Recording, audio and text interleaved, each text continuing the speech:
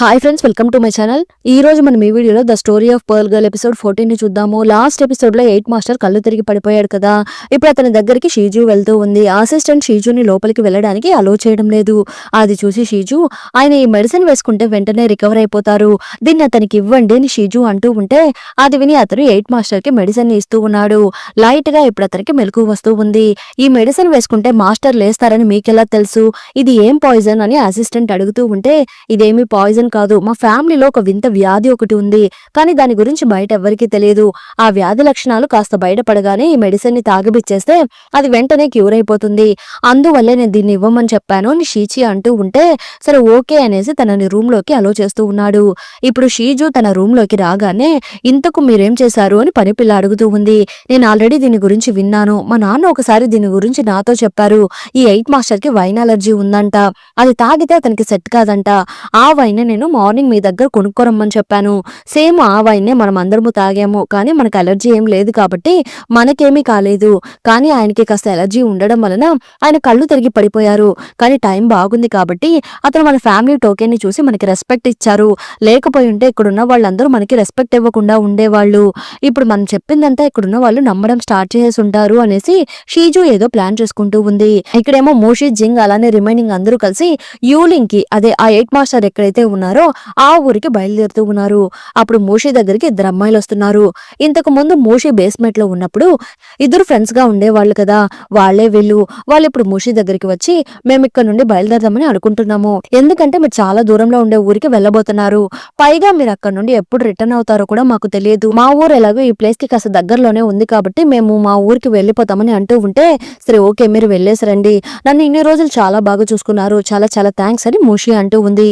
మోషి వెంటనే చింటూని చూస్తూ ఉంటే నువ్వు ఎక్కడుంటే నేను కూడా అక్కడే ఉంటానక్క అని చింటూ అంటూ ఉన్నాడు. అలానే లౌడ్ ఉన్నాడు కదా, అతను కూడా నేను మీతోనే వస్తానని అంటూ ఉన్నాడు.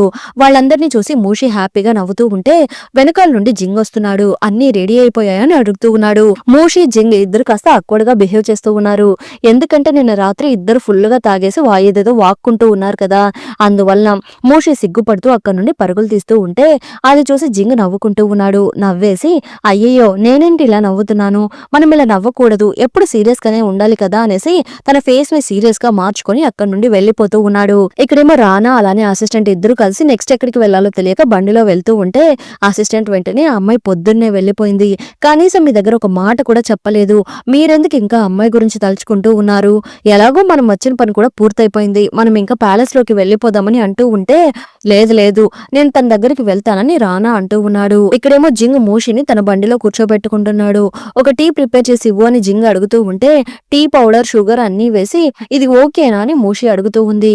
ముందు వాటర్ లో టీ పౌడర్ ని బాగా వేసి మరగనివ్వు, కానీ ఆ టీని మనం తాగకూడదు, ఎందుకంటే అది చాలా డార్క్ గా థిక్ గా ఉంటుంది, దాన్ని కింద పోసేయాలి అని జింగ్ అంటూ ఉంటే మోషి కూడా అలానే దాన్ని కింద పోసేస్తూ ఉంది.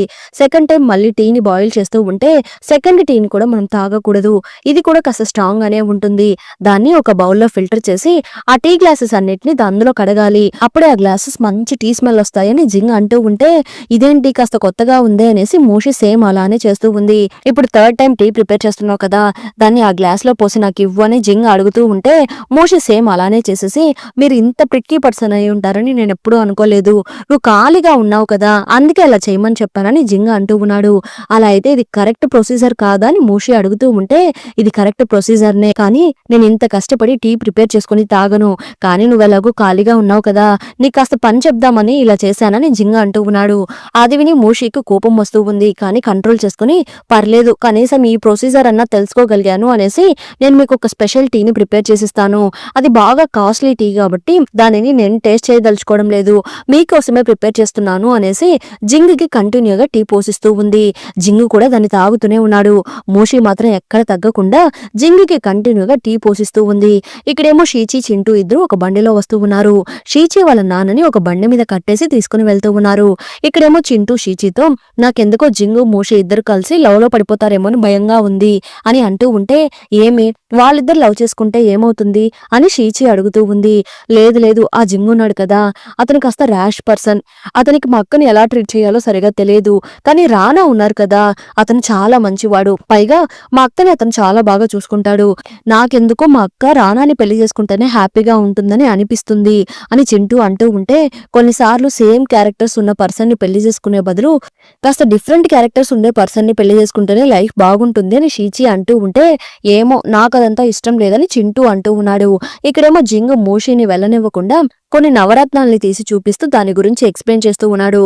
ఫస్ట్ ఎమరాల్డ్ ని తీసి చూపిస్తూ ఉన్నాడు. అది చూసి మూషి, ఇది గ్రీన్ కలర్ లో బాగా లోతుగా ఉంది, కానీ చాలా క్లియర్ గా కనిపిస్తుంది. దీన్ని చూస్తుంటే మిమ్మల్ని చూసినట్టుగానే అనిపిస్తుంది. మీరు కూడా దీనిలాగానే చాలా లోతైన మనిషి, మిమ్మల్ని అర్థం చేసుకోవడం కాస్త కష్టమే అని మూషి అంటూ ఉంటే, అది విని జింగ్ కాస్త హ్యాపీగా ఫీల్ అవుతూ ఉన్నాడు. మనల్ని ఎమరాల్డ్ తో కంపేర్ చేస్తుంది అని ఫుల్ ఖుషి అయిపోతున్నాడు. ఇప్పుడు నెక్స్ట్ మూన్ స్టోన్ ని తీసి చూపిస్తూ ఉంటే, ఇది చూడ్డానికి చాలా అందంగా స్వచ్ఛంగా సాఫ్ట్ గా ఉంది. షీచి ఉంది కదా, ఆ అమ్మాయి కూడా ఇలాంటిదే, తను మాత్రమే కాదు ఆ రానా కూడా సేమ్ అలానే ఉంటారు అని మూషి అంటూ ఉంటే, అది విని జింగ్కి కోపం వస్తూ ఉంది. వాడు గురించి ఎందుకు పొగుడుతుంది అనేసి ఇప్పుడు ఒక ముత్యాన్ని చూపిస్తూ ఉంటే, ఆ ముత్యం ఏమో మన మూషి అంట. మూషి వెంటనే ఆ ముత్యాన్ని మూన్ స్టోన్ ని కలిపి చేతిలో పట్టుకుని, ఇవి రెండు చూడ్డానికి కాస్త సేమ్ గా అనిపించినా రెండు కాస్త డిఫరెంట్ గా ఉన్నాయి, వీటి రెండింటిని కలిపి ఒక జ్యువెలరీ తయారు చేస్తే చాలా అందంగా ఉంటుంది కదా అని మూషి అడుగుతూ ఉంటే, అది చూసి జింగ్ వెంటనే రెండు వైట్ గానే ఉన్నాయి కాబట్టి ఇవి రెండు పక్క పక్కనే ఉంటే ఏం బాగుండదు, ముత్యాన్ని ఎమరాల్డ్ తో కలిపి ఉంచితేనే చూడ్డానికి కాస్త బాగుంటుంది అని జింగ్ అంటూ ఉన్నాడు. జింగ్ ఉద్దేశం ఏంటో మూషికి అర్థం కావడం లేదు. అరే అవును కదా, ఎమరాల్డ్ ముత్యం పక్క పక్కన ఉంటేనే బాగున్నాయి, నాకు కూడా ఇది బాగా నచ్చింది అని మూషి అంటూ ఉంటే, అలా అయితే వీటి రెండింటిని యూజ్ చేసి ఒక జ్యువెలరీ తయారు చేసి రేపు నాకు ఇవ్వాలి అని జింగ్ అంటూ ఉంటే, అది విని మూషి కూడా ఓకే అని అంటూ ఉంది. సరే ఓకే, బండిని కాస్త పక్కకు ఆపమని చెప్పు, మనం ఈ రోజు ఇక్కడే స్టే చేద్దాము అని జింగ్ అంటూ ఉంటే, అది విని మూషి, అన్న కాస్త బండిని పక్కకు ఆపండి, మన మాస్టర్ టాయిలెట్ కి వెళ్ళాలంట అని అంటూ ఉంటే, అది విని జింగ్ మూషిని ఉరిమి చూస్తూ ఉన్నాడు. ఇంకాస్త టీ తాగుతారా లేక ఇచ్చింది చాలా అని మూషి అడుగుతూ నవ్వుకుంటూ బండి దిగుతూ ఉంది. బాగా టీ తాగించి టాయిలెట్ రప్పించేశాము అని మూషి నవ్వుకుంటూ ఉంది. ఇప్పుడు అందరూ ఆ ప్లేస్ లోనే టెంట్ ఏర్పాటు చేసుకుంటూ ఉన్నారు. అప్పుడక్కడ ఇంకో బండిలో ఎవరో వస్తూ ఉన్నారు. అది ఎవరు బండి అనేసి మూషి చూస్తూ ఉంటే, అందులో నుండి రానా దిగుతున్నాడు. రానా మూషిని చూసేసి తన దగ్గరికి వెళ్తూ ఉంటే, మూషి కూడా రానా దగ్గరికి వచ్చి, నేను మిమ్మల్ని ఇక్కడ మీట్ అవుతానని అస్సలు ఊహించలేదు, మీరు ఇక్కడేం చేస్తున్నారు అనేసి మూషి వెంటనే మేము ఊలింగ్ అనే ఊరికి వెళ్ళబోతున్నామని అంటూ ఉంది. అది విని రానా, ఏంటి ఊలింకా, నాకు కూడా నెక్స్ట్ ఎక్కడికి వెళ్లాలో అర్థం కావడం లేదు, అలా అయితే నేను కూడా యూలింగ్ వస్తాను అని అంటూ ఉన్నాడు. జింగ్ వెంటనే వాళ్ళ దగ్గరికి వెళ్ళి, ఏంటి రానా, మనమంతా యాక్సిడెంటల్ గా భలే కలుసుకుంటూ ఉన్నట్టు ఉన్నామే అని ఎటకారంగా అడుగుతూ ఉంటే, అవునవును అని రానా అంటూ ఉన్నాడు. ఇక్కడేమో జింగ్ వాళ్ళ అసిస్టెంట్ కి కాలు బాలేకపోయినా ఒక బాణంతో కోడిని గురిపెట్టి కొడుతూ ఉన్నాడు. నెక్స్ట్ ఇప్పుడు రానా వాళ్ళ అసిస్టెంట్ కి బాణాన్ని ఇస్తూ ఉంటే, తను కూడా సక్సెస్ఫుల్ గా ఒక కోడిని పట్టుకుంటున్నాడు. జింగ్ వెంటనే మూషిని పిలిచి, నువ్వు ఎలాగో చాలా రోజుల నుండి నేర్చుకోవాలని అంటున్నావు కదా, ఇప్పుడు రా నేను నేర్పిస్తాను అనేసి మూషిని పట్టుకుని ఇలా గురి పెట్టాలి అలా గురి పెట్టాలని కావాలని మూషికి నేర్పిస్తూ ఉంటే, అది చూసి రానాకి కాస్త కడుపు మంటగా ఉంది. జింగ్ హెల్ప్ తో మూషి కూడా ఒక కోడిని పట్టుకుంటూ ఉంది. ఆ కోడిని తీసుకుని మూషి హ్యాపీగా వెళ్తూ ఉంటే, రానా జింగ్ దగ్గరికి వచ్చి, ఏది ఏమైనా మీరు అన్నిట్లోనూ వేలు పెట్టాల్సిన అవసరం లేదని అంటూ ఉన్నాడు. అవును మీరు చెప్పింది కూడా కరెక్టే, కానీ నాకు నచ్చిన వాటిలో నేను వేలు పెడతాను, మీ వల్ల అయితే మీరు కూడా ట్రై చేసుకోండి అని జింగ్ అంటూ ఉన్నాడు. ఇప్పుడు మూషి నీళ్లు పట్టుకుని రావడం కోసం ఒక చిన్న కొలను దగ్గరికి వెళ్తూ ఉంది. కానీ అంతలో బాగా చీకటి పడిపోతుంది. రానా కూడా మూషి వెనకాలే వచ్చి, నా బాటిల్లో కూడా వాటర్ అయిపోయాయని అంటూ ఉంటే, ఇలా ఇవ్వండి నేను ఫిల్ చేసి ఇస్తానని మూషి అంటూ ఉంది. మూషి, నేను ఒక కథ విన్నాను, ఆ కథ ఏంటో నీకు చెప్పనా అనేసి, ఒక ఊర్లో ఒక అబ్బాయి ఉండేవాడు. అతను బాగా ధనికుడు. తను హ్యాపీగా ట్రావెల్ చేసుకుంటూ వెళ్తున్నప్పుడు ఒకసారి తను స్లిప్ అయ్యి సముద్రంలో పడిపోయాడంట. అప్పుడు ఒక జలకన్య అతన్ని కాపాడిందంట. అప్పటి నుండి ఆ జలకన్య అతను ఇద్దరు లవ్ లో పడిపోయారంట. కానీ అతను ఒక నార్మల్ మనిషి కాబట్టి అతను సముద్రంలో ఉండలేడు. అలానే జలకన్య సముద్రం నుండి బయటకు రాలేదు. కాబట్టి అతను భూలోకానికి వచ్చి అక్కడున్న ఒక మంత్రగాడిని కలిసి ఒక మూలికని తీసుకుని వెళ్లి దాన్ని జలకన్యకి ఇవ్వగానే తనకి కాళ్ళు వచ్చేసాయంట. కాబట్టి అతను తనతో పాటే ఆ జలకన్యని కూడా తీసుకుని వెళ్లిపోయాడంట. ఈ స్టోరీ ఎలా ఉంది అని రానా అడుగుతూ ఉంటే, అది విని మూషి, ఆ అమ్మాయికి జలకన్యగా ఉండడమే ఇష్టమైతే తను ఆ సముద్రంలోనే ఉండాలి, తనెందుకు భూలోకానికి వెళ్ళాలి? అది మాత్రమే కాకుండా ఆ అబ్బాయి చూసారా, ఆ అమ్మాయితో కలిసి ఒక జలకన్యలాగా సముద్రంలోనే ఉండిపోకుండా తనని భూలోకానికి తీసుకుని వచ్చుకున్నాడు. అందులో ఆ అబ్బాయి తన ఇష్టానికే ఇంపార్టెన్స్ ఇస్తున్నాడని అర్థమైపోతుంది కదా అని అంటూ ఉంది. మూషికి రానా ఏం చెప్పాలని అనుకుంటున్నాడో అదంతా బాగా అర్థమైపోతూ ఉంది.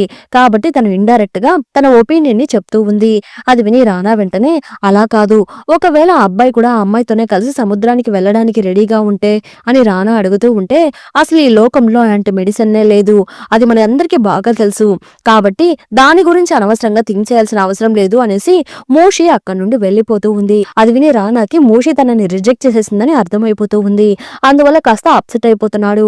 ఇక్కడేమో ఇంకొక పక్క షీచి వాళ్ళ నాన్నకి ఫుడ్ తీసుకుని వెళ్ళి ఇస్తూ ఉంటే, నా గురించి నువ్వు ఎంత ఘోరంగా థింక్ చేస్తున్నావు, నేను నిన్ను బాగానే పెంచాను కదా, కానీ నన్ను బండి మీద కట్టేసి తీసుకుని వెళ్తున్నారు, నా కాళ్ళు చేతులంతా ఒకటే నొప్పిగా ఉన్నాయి, అది మాత్రమే కాకుండా నువ్వు నాకు ఇచ్చిన ఫుడ్ లో చికెన్ కూడా లేదు, దీన్ని నేను ఎలా తినగలను అని అడుగుతూ ఉంటే, అది విని షీచి, నేను మిమ్మల్ని నా సొంత తండ్రి లాగానే భావించాను, కానీ మీరేమో నా చేతులు పని చేయకుండా చేయాలని ట్రై చేశారు, మీరెందుకు ఇలా చేశారని అడుగుతూ ఉంటే, నీ చేతులు సక్రమంగా ఉంటే నీకే లేనిపోని ఆపదలు వస్తాయి, నువ్వు ఆ శిల్పాలు చెక్కుతూ ఉంటే నీకే ప్రమాదం రావచ్చు, ముందు నువ్వు దాన్ని అర్థం చేసుకొని అంటూ ఉంటే, అది విని షీచి ఏడుస్తూ అక్కడి నుండి వెళ్ళిపోతూ ఉంది. అది చూసి నాన్న, అయ్యయ్యో మళ్ళీ ఈ అమ్మాయి అలాగే ఇక్కడ నుండి వెళ్ళిపోయిందే అనేసి ఒంటరిగా కూర్చొని బాధపడుతూ ఉన్నాడు. ఇక్కడేమో మూషి అందరికి రొట్టెలు కాల్చిస్తూ ఉంది. జింగుకు ఒకటి, అసిస్టెంట్ ఒకటి ఇస్తూ ఉంటే రిమైనింగ్ అందరూ ఇంకొక పక్క కూర్చొని చికెన్ ఫ్రై చేసుకుని తింటూ ఉన్నారు. అప్పుడు సడన్ గా ఎవరో ఒక అతను పొదల నుండి బయటకు వస్తూ ఉన్నాడు. మూషి ఎవరా అని చూస్తూ ఉంటే, ఆ మోసం చేసే సూపర్వైజర్ ఒక అతను ఉంటాడు కదా, అతనే అక్కడికి వస్తున్నాడు. మూషి, నన్ను దయచేసి క్షమించమ్మా, నేను ఒక పెద్ద తప్పు చేసేసాను, నా తప్పేంటో నాకు ఇప్పుడు అర్థమైంది, ఆ మేనేజర్ కూడా నన్ను వదిలేసి వెళ్ళిపోయాడు, దయచేసి నాకు కాస్త హెల్ప్ చేయు అని మూషిని బ్రతిమలాడుతూ ఉంటే, జింగు వెంటనే మూషిని చూసి, మూషి నువ్వే అతనికి పనిష్మెంట్ ఇచ్చావు, ఇప్పుడు కూడా నువ్వే డెసిషన్ తీసుకోవాలి, నీకు కావాలంటే అతన్ని మళ్ళీ మన టీంలో జాయిన్ చేసుకుందాము, వద్దు అనుకుంటే అతన్ని ఇక్కడ నుండి పంపించేద్దాము అనేసి జింగ్ అక్కడ నుండి వెళ్ళిపోతున్నాడు. ఇప్పుడు మూషి, సరే ఓకే నేను నీకు హెల్ప్ చేస్తాను, కానీ నువ్వు మళ్ళీ ఫస్ట్ నుండి నీ లైఫ్ ని స్టార్ట్ చేసి ఒక్కో మెట్టు ఎక్కుతూ పైకి రావాలి, నువ్వు దానికి రెడీనేనా అని మూషి అడుగుతూ ఉంటే, అది విని సూపర్వైజర్ ఓకే అని అంటూ ఉన్నాడు. మూషి వెంటనే అతనికి కూడా ఒక రొట్టెని ఇస్తూ ఉంది. ముందు వెళ్ళి తినండి అని అంటూ ఉంది. జింగి ఇప్పుడు మూషి పక్కన వచ్చి కూర్చొని, ఏంటి నువ్వు అతన్ని క్షమించేసావా అని అడుగుతూ ఉంటే, ఇంతకు ముందు మీరే చెప్పారు కదా, ఒక పర్సన్ సపోర్ట్ మనకు అవసరమైతే వాళ్ళని వదులుకోకూడదు అని, అతనే ఇప్పుడు ఇక్కడికి వచ్చి మనల్ని బ్రతిమలాడుతూ ఉన్నాడు, అందుకే అతన్ని కూడా మన టీంలో జాయిన్ చేసుకున్నానని మూషి అంటూ ఉంది. అది విని జింగ్ మూషినే చూస్తూ ఉన్నాడు. ఇక్కడేమో ఇంకొక పక్క రానా డల్ గా కూర్చుని ఉంటే, అక్కడికి అసిస్టెంట్ వచ్చి, మీకు ఇప్పటికైనా అర్థమైంది కదా, ఆ అమ్మాయి మీకు సెట్ కాదు, గొప్ప ఫ్యామిలీకి చెందిన వాళ్ళతోనే మీ ఇంట్లో వాళ్ళు మిమ్మల్ని ఇచ్చి పెళ్లి చేస్తారు, మూషిని మీ ఇంట్లో వాళ్ళు యాక్సెప్ట్ చేయరు, అందువల్ల నేను చెప్పిన మాట వినండి, రండి మనం ఇక్కడ నుండి వెళ్ళిపోదామని అడుగుతూ ఉన్నాడు. లేదు లేదు, నేను వాళ్ళతో కలిసి యూలింగ్కి వెళ్ళాలి అని డిసైడ్ అయ్యాను అనేసి మూషి పక్కన వెళ్ళి కూర్చుంటున్నాడు. మూషి ఇప్పుడు రానాకి ఒక రొట్టెని కాల్చిస్తూ ఉంది. మూషి నెక్స్ట్ తన కోసం చికెన్ ని ఫ్రై చేసుకుంటూ ఉంటే, ఒక పక్క జింగ్ అలానే ఇంకొక పక్క రానా ఇద్దరు వాళ్ళ వాళ్ళ ప్లేట్స్ ని తీసి మూషికి ఇచ్చి తినమని చెప్పి బాగా ఫోర్స్ చేస్తూ ఉన్నారు. అది చూసి మూషి కాస్త ఆక్వర్డ్ గా ఫీల్ అవుతూ ఉంది. లేదు లేదు, నేను దీన్ని నా కోసం ప్రిపేర్ చేయలేదు, ఆ సూపర్వైజర్ ఉన్నారు కదా అతని కోసమే ప్రిపేర్ చేశానని అంటూ ఉంటే, పర్లేదు ముందు దీన్ని తిను అనేసి ఇద్దరు వాళ్ళ ప్లేట్స్ ని తీసి మూషికి ఇస్తూ ఉన్నారు. మూషి ఆ 2 ప్లేట్లను తీసుకుని వెళ్ళి ఒక పక్కన కూర్చొని వీళ్ళిద్దరి టార్చర్ తట్టుకోలేకపోతున్నానని అనుకుంటూ ఉంటే, టైం దొరికింది కదా అనేసి జింగ్ రానా ఇద్దరు మాటలతోనే కొట్టుకుంటూ ఉన్నారు. అదంతా విని మూషి వెంటనే చింటూ చెవుల్ని మూసేస్తూ ఉంది. వీళ్ళిద్దరు గొడవల్ని నువ్వు వినకు అని అంటూ ఉంది. సూపర్వైజర్ వెంటనే పైకి లేచి, నేను ఈరోజు చాలా హ్యాపీగా ఉన్నాను, నాకు మళ్ళీ ఒక మంచి టీం దొరికింది కాబట్టి నేను ఇప్పుడు హ్యాపీగా డాన్స్ చేయబోతున్నాను అనేసి అతను డాన్స్ చేస్తూ ఉంటే, అది చూసి అసిస్టెంట్ చింటూ అలానే అందరూ కలిసి డాన్స్ చేస్తూ ఉన్నారు. ఇప్పుడు మూషి షీచి అందరూ కలిసి హ్యాపీగా డాన్స్ చేస్తూ ఉంటే, జింగ్ ఏమో ఒంటరిగా కూర్చొని మ్యూజిక్ ప్లే చేస్తూ ఉన్నాడు. వీళ్ళందరూ కలిసి హ్యాపీగా ఇలా టైం స్పెండ్ చేస్తూ ఉన్నారు. ఇప్పుడు నెక్స్ట్ డే మార్నింగ్ అవుతూ ఉంది. అందరూ టెంట్ అంతా రిమూవ్ చేసేసి బయలుదేరడానికి రెడీ అవుతూ ఉంటే, అప్పుడు జింగ్ దగ్గరికి షీచి వస్తూ ఉంది. మా నాన్నకు కూడా ఒక బండిని ఏర్పాటు చేస్తారా అని అడుగుతూ ఉంటే, మీ నాన్నని నువ్వు ద్వేషిస్తున్నావు, కానీ నువ్వే ఇప్పుడు మీ నాన్నకి హెల్ప్ చేయమని చెప్పి అడుగుతున్నావు, కాబట్టి మీ నాన్న కోసం నేను ఒక సెపరేట్ బండిని ఏర్పాటు చేయమని చెప్తానని జింగ్ అంటూ ఉన్నాడు. షీచి వెంటనే ఆ టోకెన్ ని బయటకు తీసి, నేనే దీన్ని మీ దగ్గర ఇచ్చేద్దామని అనుకుంటున్నాను, ఇది మీ చెల్లెలది, ఇది మీ దగ్గరనే ఇంకా ఉండాలి, నా దగ్గర ఉండకూడదు అనేసి ఆ టోకెన్ ని జింగ్ కి ఇస్తూ ఉంది. థ్యాంక్స్ అని చెప్పేసి జింగ్ అమ్మాయినే చూస్తూ ఉంటే అంతలో అక్కడికి మూషి వస్తూ ఉంది. అన్నీ రెడీ అయిపోయాయి, ఇంకా మనం బయలుదేరదామా అని మూషి అడుగుతూ ఉంటే సరే ఓకే ఇంకా బయలుదేరదాం రా అని జింగ్ అంటూ ఉన్నాడు. అది విని మూషి నవ్వుకుంటూ వెళ్లి బండెక్కుతూ ఉంది. ఇప్పుడు అందరూ కలిసి ఊరింకి వస్తున్నారు. అప్పుడు అక్కడ ఒక అతను డాన్స్ చేస్తూ ఉన్నాడు. ఇదేం డాన్స్ అని మూషి అడుగుతూ ఉంటే ఇది ఇక్కడ ఉన్న ట్రైబ్స్ కి సంబంధించిన డాన్స్. వీళ్ళందరూ కలిసి ఎవరికో హెల్త్ త్వరగా క్యూర్ అవ్వాలి అని డాన్స్ చేస్తూ ఉన్నారు. ఇంతమంది కలిసి డాన్స్ చేస్తూ ప్రే చేస్తున్నారు కాబట్టి అది ఆ 8 మాస్టర్ కోసమే అయి ఉంటుంది.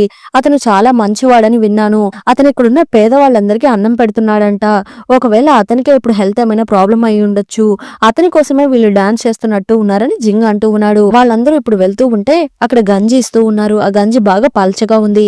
ఇలా పల్చగా చేస్తే ఆకలి ఎలా తీరుతుంది అని అక్కడ ఉన్న వాళ్ళందరూ అనుకుంటూ ఉన్నారు. ఇలా చూడు అందులో ఒక అతను కాస్త డిఫరెంట్ గా అనిపిస్తున్నాడు అనేసి ఆ సూపర్వైజర్ వచ్చి మూషి దగ్గర అంటూ ఉంటే అది విని మూషి అవును కదా అనేసి మూషి కూడా అతన్నే చూస్తూ ఉంది.